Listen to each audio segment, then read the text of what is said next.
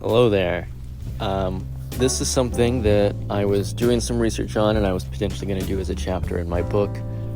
And frankly, I don't have enough caffeine in me to format this in written words, so I'm just going to come at you with a video.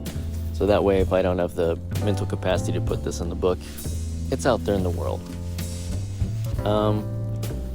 People like to say that the Snyder fandom is horribly, horribly evil and cruel and terrible. And at multiple points in the book, I point out that most of the people who make these claims never actually have any evidence to back it up. It's just them saying, well, everyone knows it, which that doesn't count as proof, and it's dumb. And it's kind of how a narrative starts. It's just the rumor mill. And while I think there are some people in the Snyder fandom who I think are too annoying, and so I've muted and blocked them, it's, I would say, no more than 20 total at maximum, and that's just because I'm kind of worn out by the whole fanboy wars thing, so just sometimes, even if they're not really being toxic, they just kind of, it's all they do, you know? I just kind of need a break. And I know that there's more than 20 people who are toxic in Star Wars fandom, or Spider-Man, or Star Trek even, or Warhammer 40k, or I don't know, whatever's popular right now, whatever's on the YouTube trending tab, probably Jimmy Fallon, I don't know. You ruined my childhood, and I'm still angry about the way they treated Jake Lloyd. He was only 10 years old, that boy, and he did exactly what George wanted him to do. Believe me, I understand clunky dialogue. I almost got hornswoggled in that documentary where they weren't calling it The People versus George Lucas at the time, but I could tell from the questions they were asking me, it was an open invitation to trash George. The reason why I almost ended my life on the Brooklyn Bridge was because 20 years ago, I played Jar Jar Binks in Star Wars. I faced a media backlash that really made me feel like my life was over. Worried are you that the critics are not going to like this new movie? Oh, I'm not worried at all. They haven't liked any of them, really. And they especially haven't liked the last two. So, Well, exactly. Hey, you know, I mean, it can't get any worse. Yeah, but come on. I mean, when they go after your writing, your directing, it has to hurt. It always hurts. Did you not say ever to yourself, well, maybe they had a point with this or with that? The point is, it's like if you paint your house white and somebody comes along, well, that should be a greenhouse. Well, fine, but I wanted to paint it white. I don't think there's anything wrong with painting it white. I don't think there's anything wrong with me for painting it white. Maybe it should be a greenhouse. But I didn't want it to be a greenhouse. I wanted it to be a White House. So the idea that a handful of people could somehow mean that this group is disproportionately evil is a bit absurd to begin with. And on top of that, there are these fake accounts being made as though they're Snyder fans so that they can be excessively toxic and make Snyder fans look bad.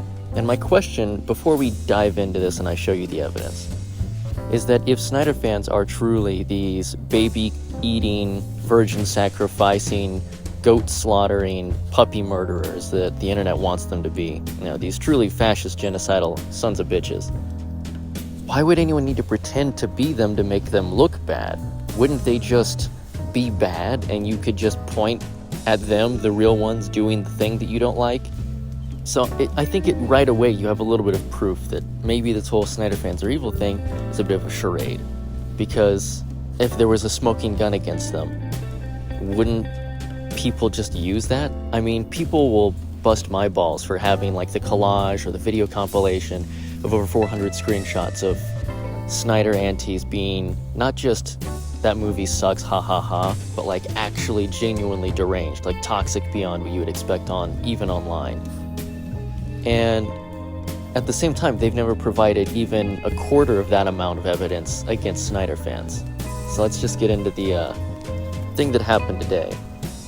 And I want to shout out the account that helped me find this, actually, because I kind of was oblivious to it all. But Sammy, over on Twitter, she's great, was pointing out that there was this account called... Look, I think for a psyop or a double agent, you need some degree of subtlety, and this guy didn't get that memo. Legion of Snyder, we restored the Snyderverse. All caps, because, hey, why be normal? Anyway, his top tweet was the Henry Cavill, the death of James Gunn image. Now, I actually don't think I've covered that here on the channel before, but I did in my book and I did online. Long story short, this art seemed really fishy and violent. So I asked a couple people if they could put out some feelers and sort of help me do some reporting. One of them eventually got back to me. But yeah, it first appeared in a Facebook group called Super Nerds Cafe. It made the Twitter rounds from an account named Alejandro. It bore a strong resemblance to another piece of art involving Justice League members and dead Warner Brothers execs. So I started investigating, and that was Wonder Woman with the heads of, I believe that's Toby Emmerich, Walter Amada, and it looks like a very pale Jeff Johns with lipstick on. And I was like, man, it's weird that this is like the exact same format, right? And for people who don't know, that art, which first circulated a while back, was by a guy who went by Daenerys Art. And he's not a Snyder fan. He, in fact, said that Zack Snyder ruined Superman and said some very homophobic things about Snyder fans and how bad the Snyder Cut would be and how stupid we are and blah, blah, blah, blah, blah. That went back in like August 2021, so we're talking 2 years ago now. The Nightmare image originally came from the Super Nerds Cafe group in Mexico. And I looked up because it said on Facebook that it was created by PB Design, and PB Design doesn't exist anywhere, so I don't know what that is. I searched everywhere. I asked people to look for it. Maybe I'm just a bad researcher, even though I have, because of my manhunting abilities, led to the arrest of 2 people who were trying to kill a dog, and we're still waiting to hear back and see if I helped catch that 3rd one that shot a police officer. Yeah, on top of writing books, I also help in manhunts. I'm an interesting individual.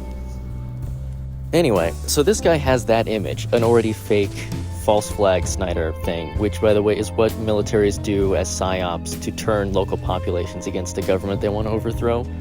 So they're doing, like, CIA shit over cape movies. It's ridiculous. And he says, please come through it, tagging James Gunn, and has that image. And I'm like, that's so weird. And he's got 55 posts. He's been here for less than a month. And the next thing he has is a whole bunch of hashtags tagging Warner Brothers, James Gunn, and David Zaslav, saying, make all these movies or we will burn you to the ground. And then he posted some super transphobic stuff about the actress that's playing Lois Lane. Look, that movie's going to be dog shit, but I don't have anything against the actress or actor who got cast. They're just trying to make a buck, man. Like, you got to pay the bills. And so I looked up this, because this is such a weird phrasing. Like, it doesn't roll off the tongue well.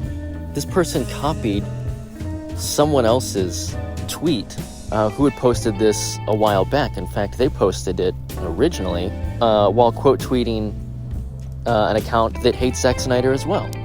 So at no point was a Snyder fan involved. This is a person pretending to be a Snyder fan, copying the tweets of a Snyder anti who was quote tweeting a Snyder anti. And they just assume that they can rip that off and blame it on us, and they can't. And this isn't the first time it's happened. So there's an account known as Snyder Fan Number 1, Snyder Rider 123, who just mocks Zack Snyder's dead daughter and makes fun of his fans in movies 24/7. Not a fan of Zack Snyder, obviously. I think that's pretty clear. There's accounts like Don't Support the DCU, which you would think, oh, it must be a Snyder fan because they hate James Gunn, because clearly the only way to define people in the universe is whether or not they do or don't like James Gunn or Zack Snyder. There's no more nuance to it, guys. That's it. It's black and white. It's James Gunn versus Zack Snyder.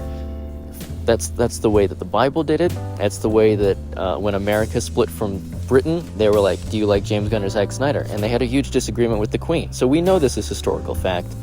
And that account made a whole bunch of stuff insulting Zack Snyder's dead daughter. Again, when you make fun of Zack Snyder's daughter, Autumn, you aren't a fan, you're a piece of shit. Comic Stream, an account that made a whole bunch of videos saying restore the Snyderverse with AI versions of Batman, Superman, Flash, Wonder Woman, yada yada yada, saying things. It's an AI artist parody account that's selling prints of their AI generated art, dude. They were not a Zack Snyder fan, they were a grifter who found a passionate group of fans they could rip off. It's a snake oil salesman rolling into town saying, What's wrong with you guys? Cholera? Batman of Restore the Snyderverse was a guy who had been posting tons of stuff like, yeah, Batman's cool when he kills. He should have more guns. Over and over again, and people are like, well, clearly this guy's having a laugh because this is a ridiculous account. No one should take it seriously. And after like 6 months to a year of it, he was like, hey, I'm quitting. For those who have not guessed by now, I haven't exactly tried to hide it. I'm a joke account making fun of the Snyder cult. Thank you to everyone who interacted with me. I hope you got some laughs from this. But people were just stupid enough. They're like, oh, look, all Snyder fans are evil. And they used that as an excuse. And it was obvious. Batman of Restore the Snyderverse also was posting stuff and DMing people. You know, there's honest Snyder fan who, you know, does hashtag sells Zack Snyder's Justice League to OnlyFans and retweets that crustached motherfucker that's always bitching about Zack Snyder. Snyder fan account that allegedly direct messaged the Snyder cult cringe count, which, by the way, that's a whole nother topic of how certain accounts have turned hating Zack Snyder and his fans and perpetuating hate of them into a way to generate likes and clout. And now with Twitter Blue or X Blue or Premium, X Premium, fucking whatever, they're literally making money off of perpetuating fear, which is like the shittiest version of McCarthyism since McCarthyism. We've got the guy who was making all those weird videos with the mask and the heavy breathing, saying that he was like the true embodiment of the Snyder cult and you'll all understand, and he was like lighting DC stuff on fire that wasn't Zack Snyder related.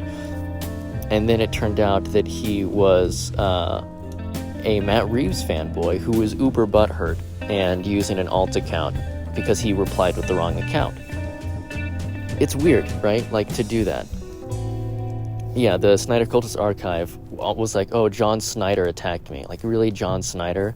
Who says, if you don't delete this, we, the Snyder community, will make sure you die? This is your warning. Like, it reads like bad fan fiction. And to be fair, I'm pretty sure everyone who runs those Snyder Cultist cringe accounts are actual children, so I guess I wouldn't expect much more from their writing level. Also, that John Snyder account was beefing with Zack Snyder fans, so whatever. There's people who have like Zack Snyder's Justice League stuff as their banner image, but they're selling, you know, hashtag sell Snyderverse to garbage, making fun of Zack Snyder, calling him, haha, daddy won't fix your universe, you know, just being angry people. And that's kind of like the whole point, right? Is like, if Snyder fans are these horrible, evil, malicious people, you shouldn't have to pretend to be them to make them look bad, right? You should just be able to point to the actual accounts and say, this account has been here for however many years, and they're just an asshole. And I can just prove that, because that's what I've done with people who hate Zack Snyder. I've been like, hey, you guys have been here for the better part of a decade, many of you, and you guys are consistently shitty, and I have proof of that. And I think it's time that we address this and talk about the fact that you guys have put your head way too far down into this rabbit hole. Like, it's just, these are fictional characters and they're movies, and there's really no reason to act like this over it. If I said that my favorite comic book movie in the world was David Harbour's Hellboy or Halle Berry's Catwoman, it would mean I am objectively a moron with horrible taste. But it also would not be offensive to anyone because it's a personal preference and that shouldn't offend you. At the end of the day, the reason that these fanboy wars escalated to the degree that they did is because Warner Brothers was so ass broke, they could only afford to do so many movies. And if you're going to commit to doing movies that Zack Snyder pre-established for a decade, that's 10 years that these other nerds won't get what they want. Whereas before, Batman Forever came out. It's not as good as Batman Returns, but we'll see what they do next time, because they can just recast and change the tone in the next movie and no one will complain about it. This is before cinematic universes existed. Whereas nowadays, it's a high-stakes game. And Warner Brothers turned it into a Hunger Games situation, a very hungry hippos for the last $5 in mom's purse.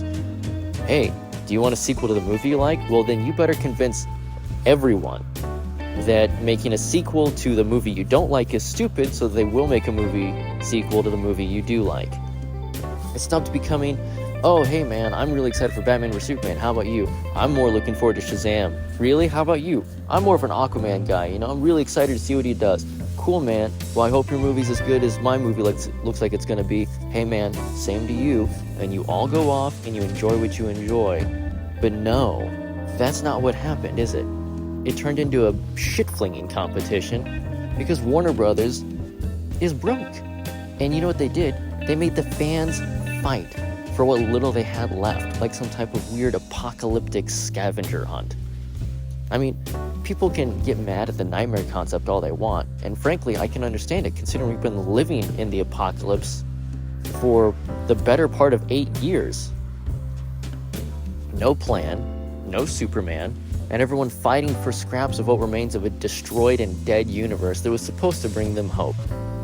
Although that didn't stop Jeff Johns from ripping off the entire concept for his own comic book, because originality is as dead as any chance of a decent DC sequel. So again, I don't really know how I would format this as a chapter. I've already got a bunch of other chapters that I'm editing, and I have infographics and art and screenshots, and I have to make sure that I accredit all of these in the correct format so that I don't get in trouble, because that's part of publishing a book. And I have to finalize the cover, and I have to do all of this stuff, as well as make sure that my sources eventually get back to me on a couple of the other interviews before I finish the whole thing up. And if you think this is difficult, imagine trying to piece together every shred of evidence we have about what the Ayer cut would have been, because there is no concise one-stop shop for that information. You just have to scroll Twitter for hours, which is the most mind-numbing experience you can have outside of being in a dentist's chair. So yes, when I finish this book, I'll probably engage in discourse around it immediately following it, but expect me to jettison myself out of DC conversations for the better part of my entire life when this is said and done. It's clear to me that no one within the DC fandom really understands how stupid all of this is, or the fact that we used to be friends, and Warner Brothers changed that with some false dichotomy. You're either for or against Snyder. No, maybe you just didn't see a movie. Maybe you just don't want to see a movie. Maybe that's all it is, because they're just movies. Maybe it's not that big of a deal. But that can't possibly be the case, because it must be some grand conspiracy to ruin DC because Hack Snyder hates happiness and he eats puppies for dinner. That must be the answer, right? So, this is a longer video. Maybe not by the time I edit all of the interruptions I've had. If Snyder fans suck, you should be able to just prove it outright. And that means a screenshot of what they said or did, and then not lying about what they said or did. Like if they say, hey man, this is why I don't enjoy this thing anymore, because you guys only ever use it as an insult against the stuff I do like. And you say, haha, see, they said they don't like comic books or movies or whatever. They didn't say that. And if that's the conclusion you're coming to, you are either lying, which means you're an obsessive fanboy and you would lie rather than tell the truth, which is deranged, which we've clearly established some of you are capable of that, or you're stupid. At which point, why am I taking any advice from you at all? Anyway, thanks for listening. Thanks for watching. Now, if you don't mind, I need to get back to collecting information on persons of interest and locations for this manhunt, because every day that it takes to catch this guy, he gains even more mileage in the search radius that we need to worry about. So, enough fandom warfare. I'm off to catch a hardened criminal.